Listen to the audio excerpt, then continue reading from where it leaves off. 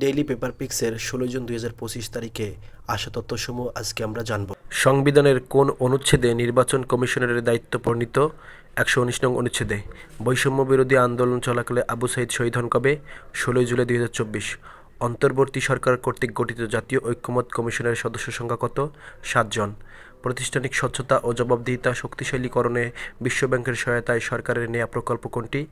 Strengthening institution for transparency and accountability, সংক্ষেপে সিটা। বাংলাদেশ ব্যাংকের সর্বশেষ তথ্য অনুযায়ী ব্যাংকিং খাতে খেলাপি ঋণের পরিমাণ ৪,২০,৩34 কোটি টাকা। ফাইলেরিয়া বা গোদরোগ ছড়ায় কোন ধরনের মশা? কিউলেক্স মশা। ২০১৫ সালে ৬টি বিশ্বশক্তি ও ইইউ এর সঙ্গে করা ইরানের পারমাণবিক চুক্তিটির আনুষ্ঠানিক নাম কি? Joint comprehensive plan of action. মধ্যপ্রাচ্যে যুক্তরাষ্ট্রের প্রেসিডেন্ট ডোনাল্ড ট্রাম্পের বিশেষ দূতকে স্টিভ উইটকফ। জি7-এর ৫১তম সম্মেলন কোথায় অনুষ্ঠিত হয়? Alberta, Canada. নাতানজা ও ফার্দো কোন দেশের দুটি গুরুত্বপূর্ণ পারমাণবিক স্থাপনা? ইরানের।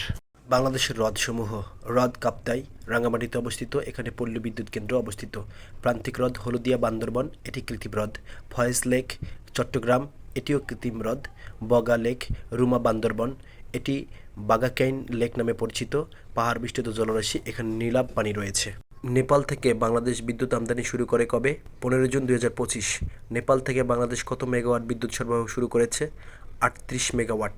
নেপাল থেকে বাংলাদেশ কত মেগাওয়াট বিদ্যুৎ সরবরাহ অনুমতি হয়েছে? ৪০ মেগাওয়াট। বাংলাদেশের কতটি গার্মেন্টস কারখানা লিড সার্টিফিকেট পেয়েছে? ২৪৮টি। লিড সার্টিফিকেট প্রদানকারী প্রতিষ্ঠানের নাম কি? লিড।